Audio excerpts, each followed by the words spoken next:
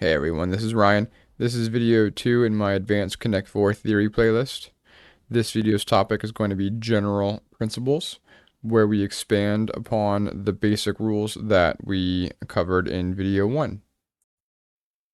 Just to reiterate, the main point that we covered in video 1 is that the first player is trying to achieve an odd row threat, and second player is trying to stop first player from achieving an odd row threat and to achieve their own even row threat. There are many nuances to those basic goals, but before we delve too deeply into those, we're going to cover our basic forcing wins. You should always be on the lookout for these. They're the easiest, or at least the fastest, way to win, which brings us to our first general principle: adjacent major threats win. An adjacent threat pair is two major threats on adjacent rows. This position here is an example of an adjacent threat pair. However, it takes a couple of forcing moves to get there. So I highly encourage you to take a moment and see if you can find the win. This is a mate in 3, and so we're going to start with C3, forcing yellow to block on C4, and then we're going to play on B2, which completes our adjacent threat pair on the first and the second rows, as you can see here and here. As soon as yellow goes to block our threat on A1, we just win right here on A2. Let's do one more example. So this is also an example of an adjacent threat pair, this time for yellow. Now, it's a little bit more difficult to see the forced win in this example, so I highly encourage you to pause the video and see if you can find the win. So we begin with E2, forcing red to block on E3, and then we play on B2, forcing red to block on C2, and then we play on C3, forcing red to block at A1, and then finally we play on C4, creating an adjacent threat pair on the fourth and the fifth row. The next and very closely related general principle is double threats win. A double threat is the cousin to adjacent threat pairs. It just means that you have two major threats at the same time on separate columns. Let's look at an example. So, in this position, we can see that red has an adjacent threat pair on the third and the fourth row. So it looks like red is really winning. However, yellow has a refutation in this position of F2. As you can probably see, this causes a threat on C5 and G1, and red cannot block both in this position, so it's yellow's win. Now that we've covered the forcing wins, the rest of the general principles are an expansion of the lesson on parity that we learned in video 1. For the sake of completion, I'll go ahead and throw up the lesson that we learned in the first video up on the side, that an odd row threat by second player will cancel out an odd row threat by first player in a separate column. The next general principle is threats may neutralize or undercut opponent's threats with opposite row parity. I know that sounds a little confusing, but we're going to go over it. Let's go over an example. So we can see some major threats on the board. So red has an odd row threat here on the 5th row and an even row threat here on the 2nd row. And yellow also has an odd row threat here on the 5th row. Now, if we just use the lessons that we learned in video 1, then we might assume that yellow in this position is, at worst, tying, because red has an odd row threat and yellow has an odd row threat that would, theoretically, cancel each other out. However, because of this new guideline, we can see, and I'll show you in the example, that red's even row threat undercuts yellow's odd row threat above it. Let's go ahead and play out this example so you can see what I'm talking about. So we can go ahead and play a few nothing moves, filling up the A, D, and E column, and then we'll go ahead and play up the F column. And now the F column is frozen, odd, and the C column is frozen, even. Now, normally, why a odd row threat by player 2 would reverse the parity and force first player to give up their threat is because the threat is usually here, freezing the parity odd, and then an odd plus an odd is even. Therefore, it's first player's turn, and they have to give up their threat. However, because first player is having this even threat underneath, it is not letting the play get up to the 5th row to matter.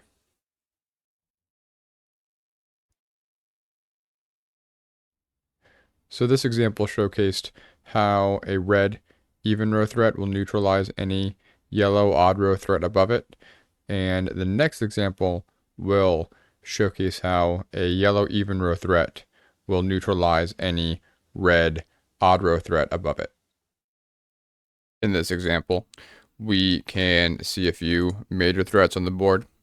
So red has an odd row major threat here on the 5th row, and yellow has an even row major threat here on the 2nd row. And so it should be fairly clear in this position why yellow's major threat undercuts red's odd row major threat above it. Yellow is going to win on the 2nd row before we can play up the B column to make red's threat relevant. So let's just quickly play out this position so that you can see how this works. So the only real threats are along the B column. So the move order doesn't really matter. So we're just going to go ahead and fill up the board.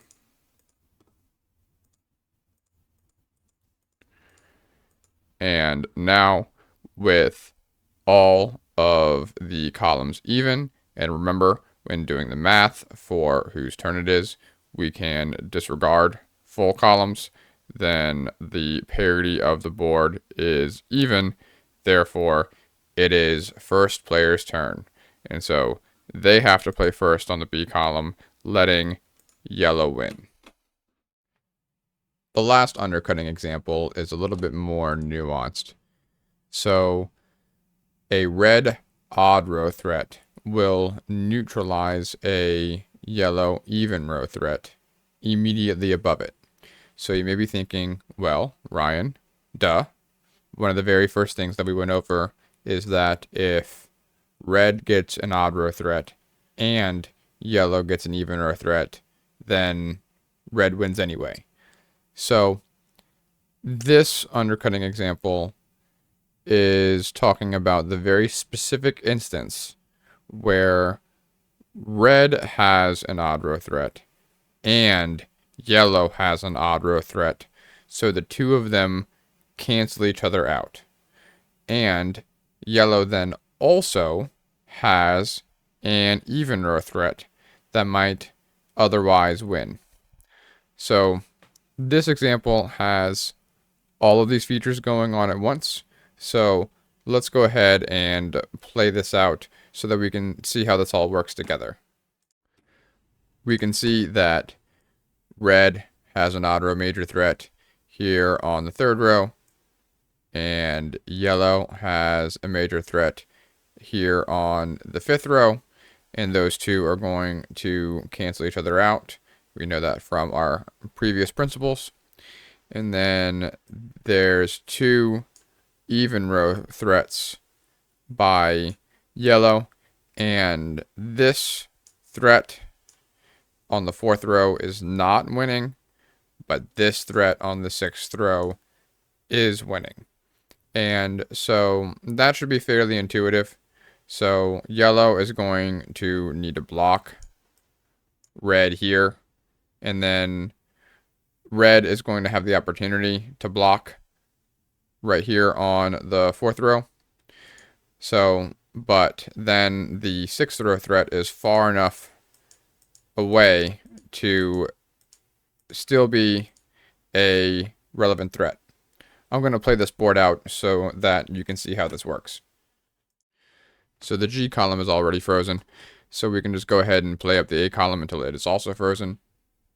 And so now the A column is frozen odd, the G column is frozen odd, and odd plus an odd is an even. So the overall parity of the board is even, therefore it is first player's turn. So they're going to need to sacrifice their threat on the G column. And once yellow blocks, then red has the opportunity to block the threat right over it. Now yellow wants to keep their even row threat, so they're going to pivot back to the A column and give up this odd row threat, and then force red, now that this is an even state of the board,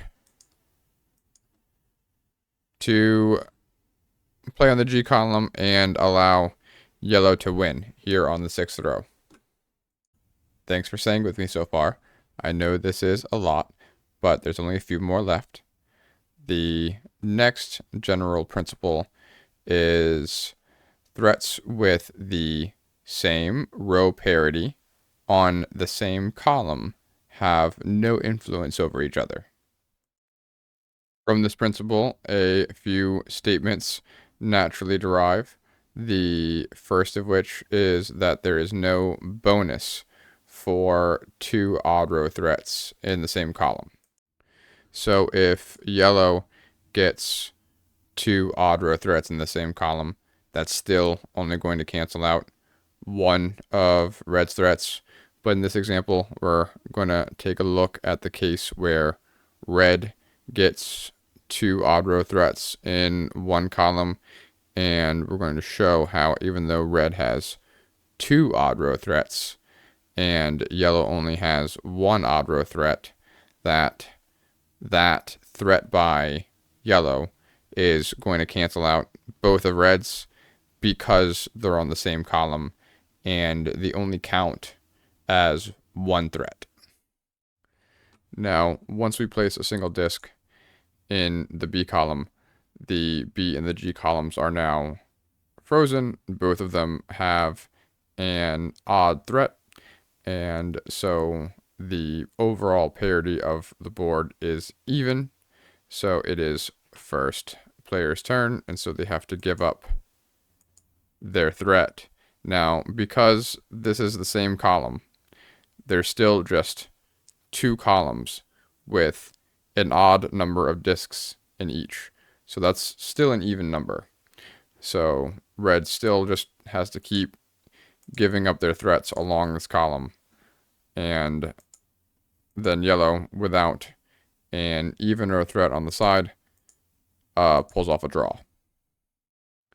The other truth that we can derive from this principle is that if first player and second player get an odd row threat on the same column, then first player still wins.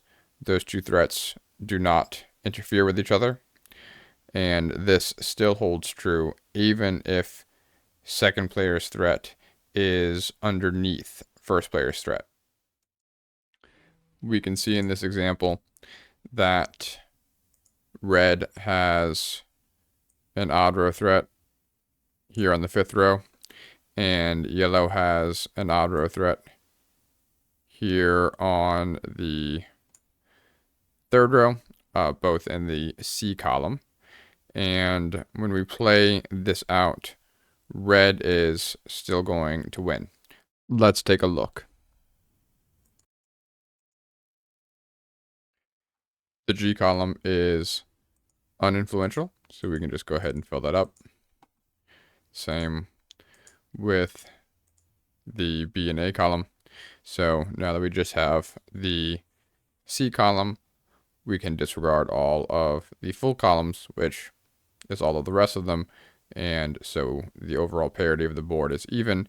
So it is first player's turn. So we're just going to go ahead and play up this column, and red gets all of the odds. So this odd row threat is going to be blocked, and then we continue to play up, and red still gets all the odds. So they win here on the fifth row. So hopefully by now you're starting to intuit the importance of odd row columns. Those are really the most influential part of the game. If there's one odd row column, then it is second player's turn. If there is two odd row columns, it's first player's turn. So odd row columns change the parity of the board, and they're what really controls the flow. And so once you really start to wrap your head around that, you might even be able to intuit this next general principle, that if second player gets two odd row threats in separate columns, then unless contradicted by one of the earlier principles, that always wins. We can see in the example that yellow and red both have an odd row threat on the third row in the B and the F columns. So how do we figure out who's winning here? From what we've learned earlier, an odd row threat from red is canceled out by an odd row threat from yellow, and there's two of each. So how do we sort that out? So let's go ahead and play through this board so that we can get an understanding of how the parity works. So as soon as someone plays on the third row, since they both have a threat there, someone's going to win. So nothing above it matters. So the move order for filling up the board doesn't matter. We can just go ahead and fill up everything except the B and the F column. And we can go ahead and play once each to freeze the columns. And now they are both odd. And so if you think back to what I said earlier about the number of odd columns, if there's one odd column, it's second player's turn. Two odd columns, it's first player's turn. So there are two odd columns, and so an odd plus an odd is an even. So the overall parity of this board is even. So it is first player's turn. So even though first player has all of these odd row threats, two odd row threats by yellow on separate columns is still winning anyway, because an odd plus an odd is an even. Please don't feel bad if these principles are a little bit difficult to wrap your head around. This took me a lot of practice to develop an intuition for. I attached some additional resources in the description below. I highly encourage you to use those, and especially to analyze your games in a solver, which I also have linked below. But now we're on to our last principle. So please comment if you find this principle out in the wild. It's a little bit niche. You probably won't come across it very often, but we're going to cover it anyway for completion's sake. The last general principle is a second and fifth row major threat on the same column count as two odd row threats. We can see in the example that red has two threats, one here on the fifth row and one here on the second row, and yellow has one threat here on the fifth row. Now, because a second row threat and a fifth row threat in the same column count as two odd row threats, this odd row threat by yellow will block one of them, but not both of them. And so this is still a win by red. It can be a little tricky to see why this works out parity-wise. So let's play out this board so that you can see. We can fill up the board until all of the columns are frozen. So the B column is frozen even, and the F column is frozen odd. This is once again a problem of the number of odd columns. Right now there is one odd column, and so the overall parity of the board is odd. It is second player's turn, and they have to give up their threat on the F column. And if this second row threat did not exist, and it was only this fifth row threat, it would be frozen odd, and it would be an even board and first player's turn. And so they would have to give up their threat. So this second row threat holds red's odd row threat in reserve. So it's really a parity problem, but you can remember how this works with the general principle shorthand that a second and fifth row threat in combination act like two odd row threats. The yellow will give up their threat, and then it is red's turn in the B column. It's even, so they give up this second row threat, which isn't winning, but it was useful for holding this fifth row threat in reserve, and we keep playing up the column until red wins here on the fifth row. That's all for the general principles. The next video in the series will cover minor threat strategies. For further examples of the general principles in action, I recommend watching my upcoming playlists on opening theory and instructive games. I hope you've enjoyed this video. Please subscribe, and thanks for watching.